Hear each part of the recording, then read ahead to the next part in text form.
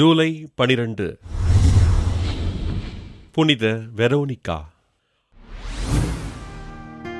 ஆண்டவர் இயேசு சிலுவை சுமந்து கொல்கொத்தா மலைக்குச் சென்றபோது இரத்தம் வழிந்தோடிய இயேசுவின் திருமுகத்தை துடைத்தவர்தான் வெரோனிகா.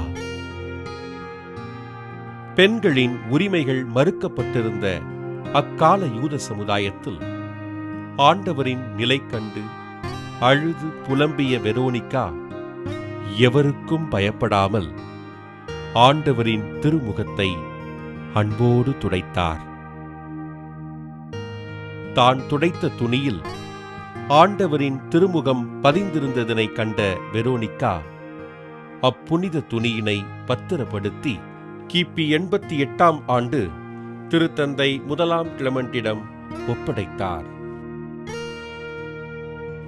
பல நூற்றாண்டுகள் பாதுகாக்கப்பட்ட இந்த புனித துணியானது கிபி 1297ஆம் ஆண்டு திருத்தந்தை 8ஆம் போனிபஸினால் வத்திக்கானில் உள்ள புனித பேதுரு உயர் பேராலயத்தில் வைக்கப்பட்டது.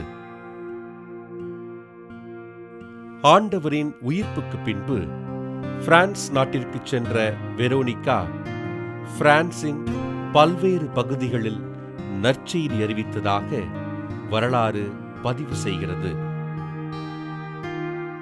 கார்மலைட் துறவற சபையினை சேர்ந்த அருட்சகோதரி மரியா பீட்டர் கிபி 1844ஆம் ஆண்டு தான் கண்ட காட்சியில் இவ்வுலக மக்கள் செய்கின்ற பாவங்களினால் கரைபடிந்திருக்கும் இயேசுவின் திருமுகத்தை வெரோனிகா இன்றும் துடைத்துக் கொண்டிருப்பதாக பதிவு செய்கிறார். அருட்சகோதரி மரியா பீட்டர் கண்ட காட்சியே இயேசுவின் திருமுக பக்தி முயற்சி பரவ காரணமாக அமைய திருத்தந்தை 13ஆம் சிங்கராயர் கிபி 1885ஆம் ஆண்டு இப்பக்தி முயற்சிக்கு அங்கீகாரம் அளித்தார். புனித துணியின் மூலம் ஆண்டவரின் திருமுகத்தினை உலகிற்கு அறிமுகம் செய்த வெரோனிகாவினை திருச்சபை புனிதராக உயர்த்தி போற்றியது. புனித வெரோனிகா திருவிழாவினை கொண்டாடுகிறது.